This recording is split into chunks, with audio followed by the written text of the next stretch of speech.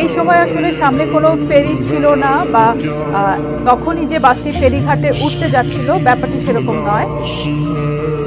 এবং আমরা দেখতে পাচ্ছিলাম যে আশেপাশে অনেকজন মানুষ তারা অবস্থান করছিলেন, কিন্তু একেবারেই অসহায় ছিলেন তারা সবাই। এই মুহূর্তে আসলে সেটি ঠেকানোর বা এই দুর্ঘটনা বন্ধ করার কোনো উপায় কারোর কাছে ছিল না। আমরা দেখতে পাচ্ছি, আপনারা দেখতে পাচ্ছেন পর্দায়।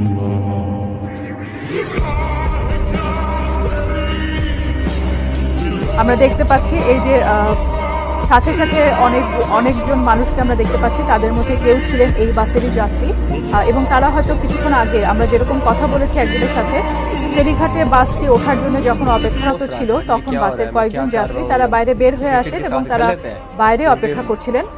সেই সময় বাসটি আসলে এই দুর্ঘটনার কবলে পড়ে এবং পদ্মা নদীতে পড়ে যায়। ঠিক এরকমই আমরা একজন যাত্রীকে দেখতে পাচ্ছি। ওনারা যেহেতু তখন বাইরে অবস্থান করছিলেন, সৌভাগ্যবশত ওনারা বেঁচে গিয়েছেন।